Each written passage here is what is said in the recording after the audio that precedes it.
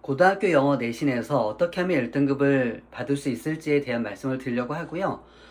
이 영상은 두 개로 나눠질 거예요. 한 가지는 그러니까 말 그대로 어떤 식으로 공부를 해야 1등급을 받을 수 있느냐, 그거 한 가지 하고요. 두 번째 얘기는 조금 좀 힘든 얘기인데, 똑같은 방식으로 공부를 했다고 해서 그러면 모든 친구들이 다 1등급을 받을 수 있느냐? 제 경험상 봐서는 그게 꼭 그렇지는 않았던 것 같습니다. 그래서 어떤 성향의 친구들이 열심히 공부를 해도 1등급으로 가는 게 조금 버거울 수 있느냐, 그 부분에 대해서 조금 말씀을 드리려고 합니다. 오늘은 그 첫 영상이고요. 어떤 방식으로 공부를 해야 되냐라고 하는데 3등급 이하 친구들보다는 2등급 정도 받고 있는데 어떻게 하면 1등급을 받을 수 있을까에 대한 말씀을 드리려고 합니다. 보통 2등급 정도 받는 친구들은 그러니까 암기를 하죠. 교과서도 암기를 하고 부교재도 암기를 합니다. 아이들이 암기했다라고 하는 거는 내가 암기해 본 거예요. 외우는 것도 힘든데 그거를 다시 기억하는 거를 짜내는 거는 어렵거든요. 그래서 한번 외워봤다 정도에서 끝이 납니다. 근데 그렇게 되면은 그러니까 시험장에 들어갔을 때 사실 기억이 나는 것도 있고 안 나는 것도 있겠죠.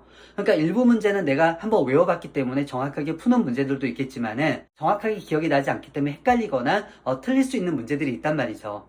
그래서 보통 그러니까 1등급을 받는 친구들 보게 되면은 그렇게 한 번 정도 외우고 들어간 친구들은 거의 본 적이 없습니다.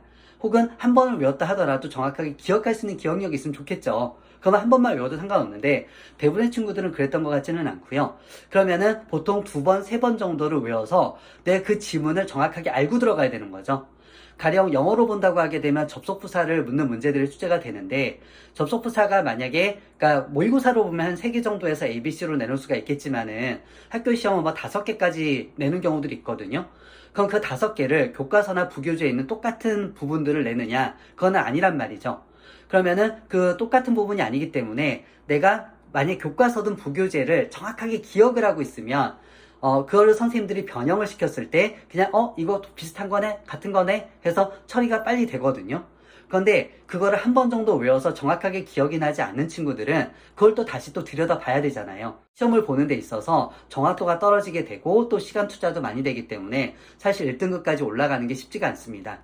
그래서 뭐 내용이 복잡하지는 않아요. 그리고 너 어떻게 생각하면 너무 당연한 건데 외워야 돼요. 일단 내신은 외우는 게 맞습니다. 그런데 한 번 정도 외웠다고 해서 그것이 다 된 것이 아니다. 한 번 외웠는데 모든 걸 다 기억하고 있어요. 그런 거는 괜찮습니다. 근데 그게 아니라고 하게 되면은 2번이고 3번이고 외워서 해야 되죠. 근데 그러려면 이제 시간 투자가 돼야 되는데 고등학교 1학년들도 통합사회라든가 통합과학이 너무나 할 게 많기 때문에 뭐 수학은 말할 것도 없고요. 그래서 외우는 것 자체를 여러 번 외우는 게 시간 투자하는 게 되게 힘이 들고요. 고등학교 2학년 이상이 된다고 하게 되면은 또 탐구 영역 자체가 많이 난이도가 높아지고 해야 될 양이 많아지기 때문에 또 더 어려워집니다. 그러니까 누군가는 그 시간을 확보를 해서 2번, 3번을 외워서 정확하게 알고 있고 그 상태에서 시험을 보니까 시험 점수가 더 좋게 나오고 1등급이 나올 수 있는 거거든요. 그래서 그런 부분들을 좀 고민을 하실 필요가 있어요. 그래서 1등급을 원하시면 외워야 되고요. 정확하게 외워서 기억한 상태로 시험을 가야 됩니다. 예, 그거밖에 없어요. 예, 그러지 않은 상태에서 하는 거는 사실은 욕심이 아닐까. 예, 라고 생각합니다. 그래서 말씀드렸던 첫 번째 영상은 이 정도에서 마무리하도록 하겠습니다.